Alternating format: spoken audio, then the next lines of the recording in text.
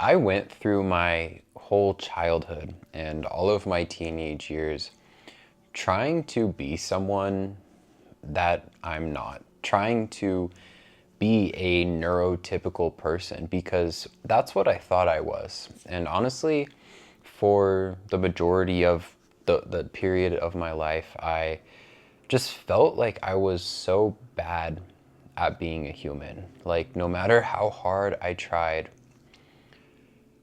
I still struggled.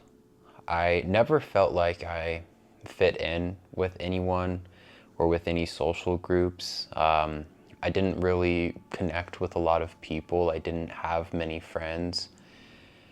I was very observant and I would watch like the people around me, like my peers and my classmates, and I just felt like an outsider, like an alien almost. Like I was watching all of them through almost like a glass. And I was on the other side of that, like watching how they interacted with each other and a lot of these things that I observed, I like tried to mimic them and tried to, what I now realize is me masking a lot of my autism. And later in life, this really developed into quite a bit of shame and quite a bit of just like lacking self-love and lacking the ability to see myself through these flaws or these challenges or these unique things about myself. And it wasn't until I was 23 years old when I was diagnosed with autism spectrum disorder.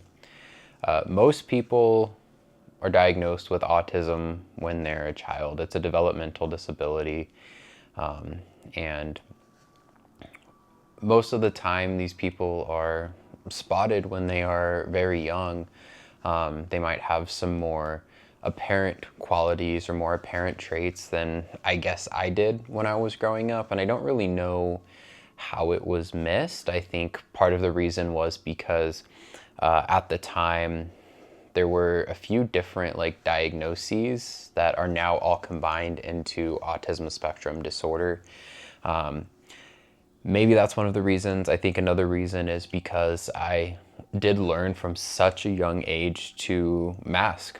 A lot of this was subconscious. A lot of this I didn't even realize I was doing it until these past few years in my life when I'm starting to like go through all these memories and go through all these things, and as I'm starting to unlearn all these things and undo all these things. But yeah, I did mask a lot. I think another reason why it was missed when I was younger was because of my intelligence. And this isn't to like, it's always weird talking about intelligence because some people see you talking about it as like you saying that you're better than someone. That's not what I'm doing here. I don't think intelligence is a way to measure how good someone is at anything. But for me, because of my higher intelligence, I was able to like get by in school. I didn't necessarily struggle with the like material that we were learning in school. The biggest challenge in school for me was it wasn't challenging enough. It wasn't hard enough. I wasn't really learning anything. And and like later in like high school and stuff, I had to take these matters into my own hands. And like in class, I would learn more just by listening with a headphone, watching YouTube on my phone versus like listening to the teacher because it was so boring and just so not challenging for me. School is also challenging with the social aspect, of course. Like I said, I didn't have many friends. I didn't felt like I fit in. There were some times where like I was like called different things, and it was pointed out that I was like different than the people around me. But I think that like that isn't autism specific, and I think most people do struggle with the social challenges in school, especially in like middle school and stuff. But for me, like, it lasted right off the bat from elementary school all the way through high school.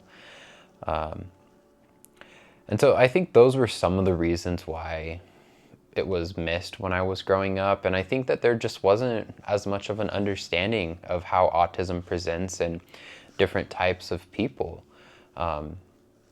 Because I do have like lower support needs, I feel like also some of my autistic traits aren't as apparent from the outside. Even like things down to like the way I stim. Like I stim very subtly. I pick at my fingers or I play with my fingers. Sometimes I'll hum. And it's only when I am like extremely overwhelmed or like about to have a meltdown where I like do have the more apparent stems, like rocking back and forth and flapping my hands and like hitting my head and things like that. But for the most part, like, I think the things that make me autistic, especially when I was younger, weren't as understood then. And it wasn't until like probably when I was like 21 years old or maybe even 22 years old where like things like it's been like joked around with me like, oh, you have to be on the spectrum, or are you autistic? You have to be autistic. Honestly, at the time, I didn't really even know what autism was. I didn't know much about autism. And I was like, no, there's no way I can be that because of this or that. And then I think what helped me like actually see autistic people and like how it presents was when Love on the Spectrum first came out and we were watching that show, and like in my mind I kept thinking, these people are just like me. I've never seen someone just like me represented in any form of media that I've seen up to that point in my life. And I was like thinking, and I was like, yeah, I can relate to this, I can relate to that. Oh, yep, that thing, that's definitely me. And that kind of like is what started this like self-exploration. I always struggled with my like mental health growing up. I saw a therapist starting at like age 15. And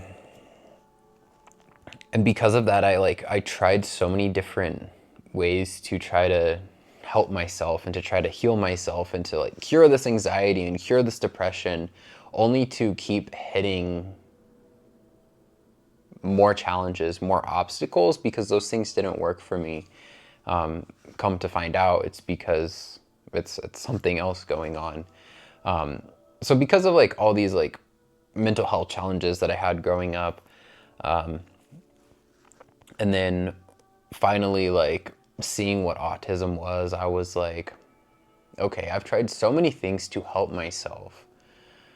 It feels almost like helpless and hopeless at this point. Maybe I should just like look a little bit more into autism. Maybe this is what's going on. It might not be, but I'm just going to do a little research. And I started reading about what autism was, started watching a few YouTube videos, and I was like, okay, this sounds like me. And I've never read something more more resonating with my experience and my story. And so then at that point I was like, okay, I'm gonna find some online quizzes and do those and just see what they say.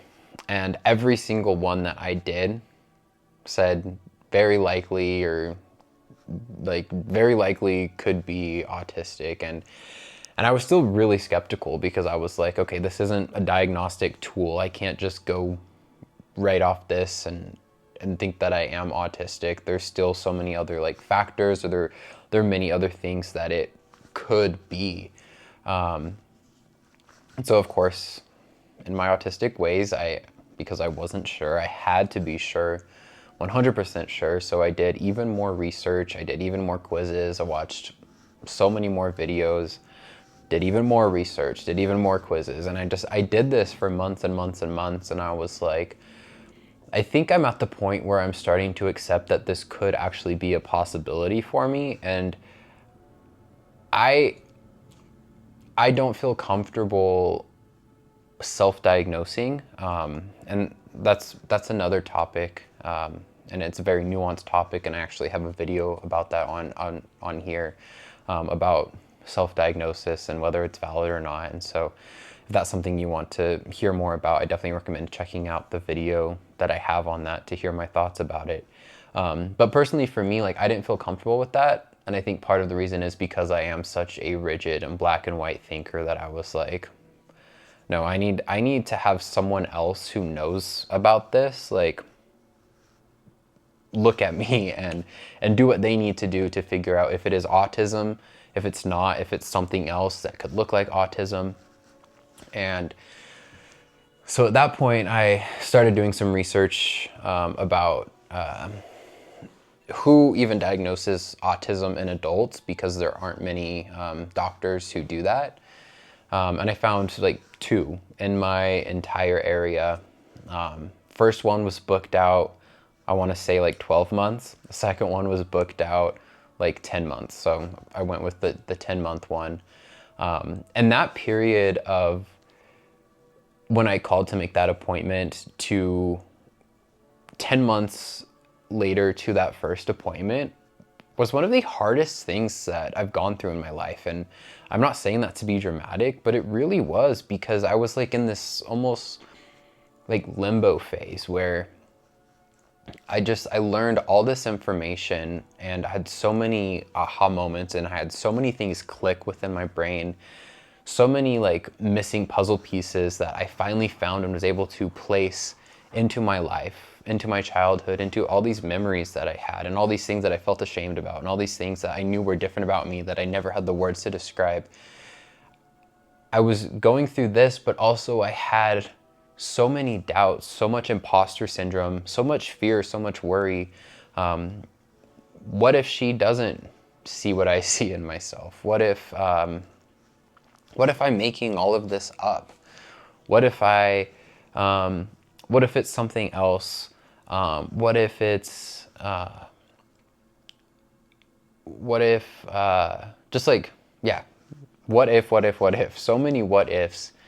And that was really hard, because I couldn't accept that it could be autism until I had that diagnosis.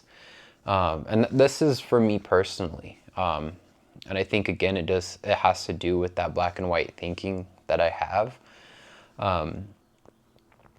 And I really struggled a lot in that period of 10 months of just waiting for that February appointment to come.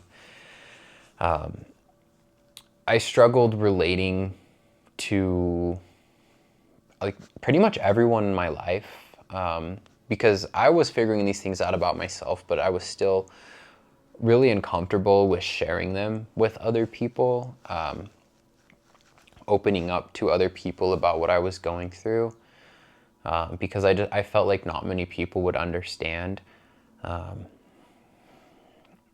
I probably had more shutdowns and meltdowns in that 10 months that I had in my entire life. I think just because I was under so much stress, and just that unknown. That unknown is so hard for my brain to grasp, which I think might also have to do a little bit with my autism, but it is definitely an anxiety thing for sure, of just like sitting with that unknown for 10 months. It was hard. And I don't know how else to explain it. And I am sure there are some people who are watching this who are either in that period right now or have been in that period who understand what I'm saying. And it is hard to put to words, but it was challenging. And so the time came for me to finally go to my autism assessment and to be assessed for all these like things that I thought were things that were wrong with me, but what I realize now are just part of my autism. It was a series of 4 appointments over a month-long span.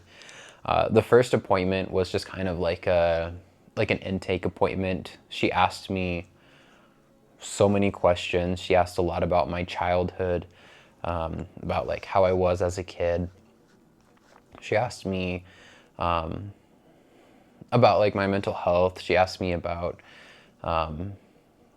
like pretty much everything about my life. It was honestly pretty uncomfortable, and just like really exhausting. I also want to add to this first appointment, I brought, I think it was like a 5 or 6 page list of like all these reasons why I wanted to be assessed for autism, because of like all these autistic traits that I had, all these things that I thought could be related to autism, all these things that I always wondered about myself that I didn't really have like the words to describe, or the answers for. So she kind of like went through that list also and asked me about some things on there.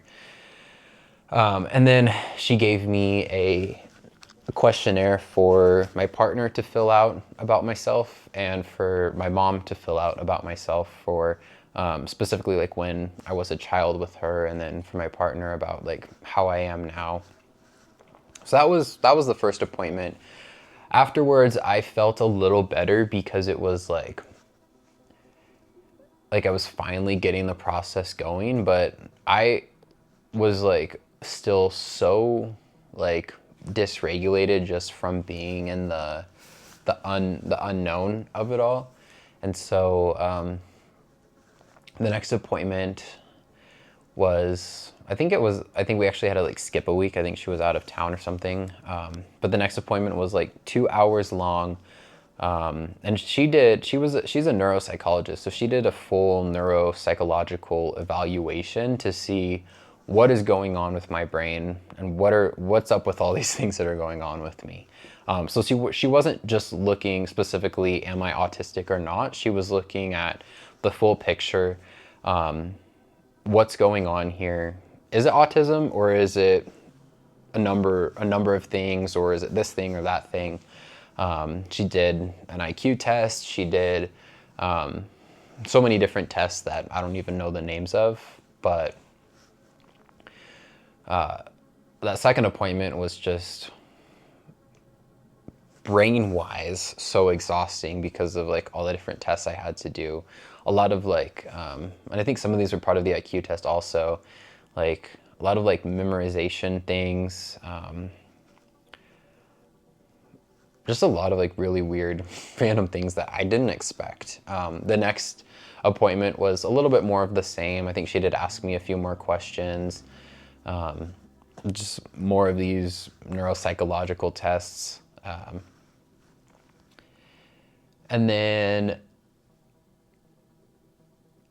after that, that third appointment, she said, okay, I'm going to review the results here, and then I'll prepare a report that we will go over next week, and you can bring whoever you want with you to that appointment. So that helped me feel a little better, knowing that like it's almost over. This process is almost over, and I can finally have some closure, whether it is autism or whether it is something else that could be treated as well. So then came my my last appointment with her. She started off the appointment talking about how she's diagnosing me with generalized anxiety disorder, which I've already been diagnosed with by therapists in the past. And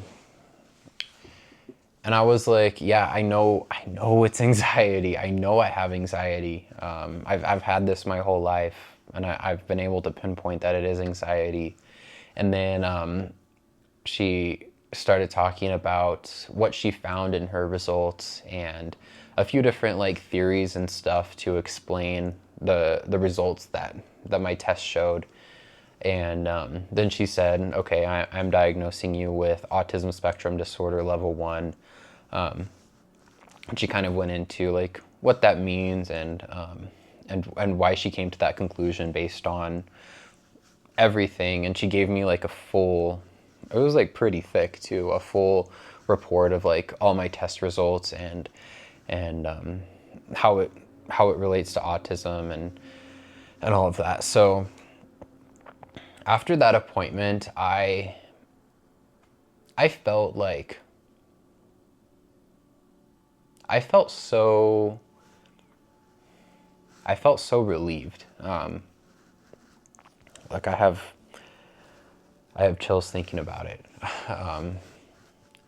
Yeah, I felt really relieved. I think like immediately after, I still hadn't like fully processed it, but it's like for the first time ever in my life, I was validated for all these things that like I always felt so ashamed and confused about, whether it was just my social differences or just like sensory issues that I didn't even know how to name to them, to the things like how I relate to other people and like just my rigid thinking style and all these things.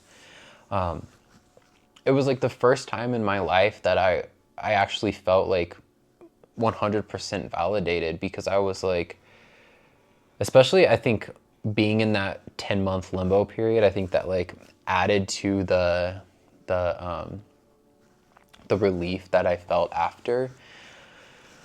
And it took me quite a while to process that diagnosis, especially coming from someone who, like, I thought I was neurotypical growing up. I existed for the majority of my life as an autistic person, trying to not be an autistic person. And the toll that takes on someone is, it's hard to put into words. Just from the mental health challenges to even like the physical health challenges, and just constantly feeling so burnt out, not having the tools that I needed, because I didn't even know that they existed. So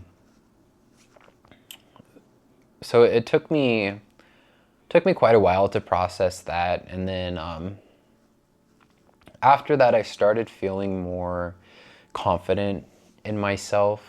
And I still had so much shame. I think that I would say, and this isn't an exaggeration, but I would say that most autistic people have some form of like PTSD or CPTSD, because existing as an autistic person in this world, in this society, is, I feel like it's inherently a traumatic experience. And a lot of the things that wouldn't really be traumatic experiences for most people can be for autistic people. And then to add to that, me thinking I was neurotypical growing up and then realizing, no, I'm not neurotypical, that just adds to that. And so I did EMDR therapy, which was so incredibly helpful for my mental health, and I swear by it. For myself personally, I know that it's not a therapy that's going to work for everyone, as we're all different, but for me, it definitely helped release a lot of that, that just like CPTSD that I had, just like from my childhood, from so many different things that I always felt ashamed about, to finally realizing like, okay, it is autism, but I still feel ashamed about it because of all these reasons, and then working through all those things. So that definitely helps me. And it kind of like started me on this path of like finally learning to love myself as I am. I mentioned earlier that because I struggled so much with my mental health when I was growing up, I tried so many different things. I read so many personal development books and self-help books, because I wanted to be better. I wanted to get rid of like all these challenges that I had and all these struggles that I had with my life, not realizing that for me, because it is autism, one of the best ways to, I guess, like, not get rid of these struggles, but to like work through these struggles, is to find some sort of acceptance through it and realize that it's not about me being worthy. It's not about the worth aspect of it.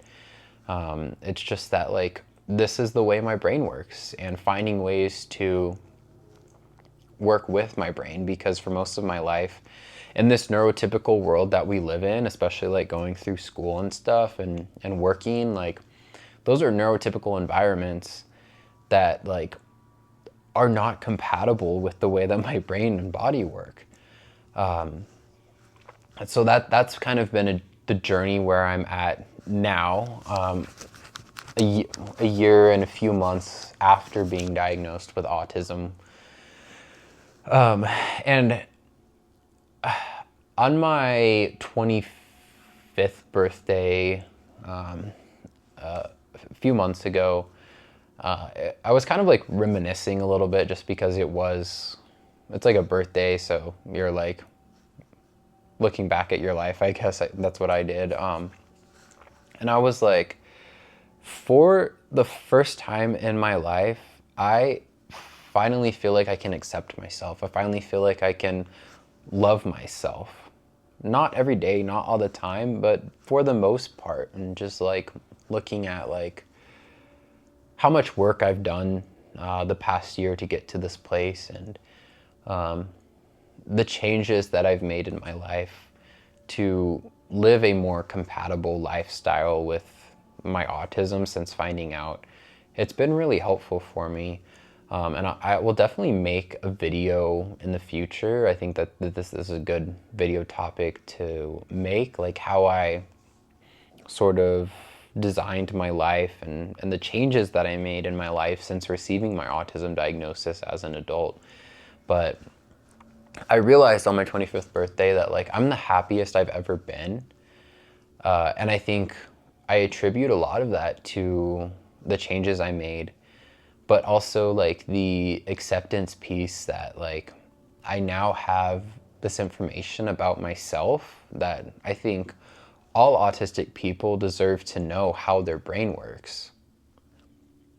It's so important as an autistic person to know how your brain works, especially in a society that isn't tailored for you, because then you're able to get the tools you need, get the supports you need, even if it is supports that you create for yourself. So now at age 25, I look back at the journey I went through for a few years in this process of figuring out that I might be autistic, to I very well could be autistic, to I am autistic, and having this piece of paper that confirms my suspicion. It's been quite a journey, and it's been one of the most important things that I've gone through in my life up to this point, because not that it changed everything, but it changed a lot. And I think for a while it changed a lot for the worse almost, because I was really struggling for a while. But now I can look back and be like, okay, I can see why I had to go through that and all of that. And now that I'm at this place where I have this understanding and these key pieces of information that I wish I had earlier, I feel like it changed a lot for the better. And I wanted to share this video today just to kind of like describe what someone being me, describe what like someone might go through in being diagnosed with autism as an adult. I think it's becoming more common to be diagnosed with autism as an adult, but it still is definitely more common for children to be diagnosed. And hopefully this can create a little bit more awareness. Maybe if you have like a friend or a family member who is going through something similar, you can empathize with them or understand them a little bit more. Or maybe you personally have gone or are going through something similar, and just remember that you're not alone, even though it does feel extremely lonely, that you're not alone in this process. And there are other people out there who feel similar things to what you feel, and that it's all completely valid.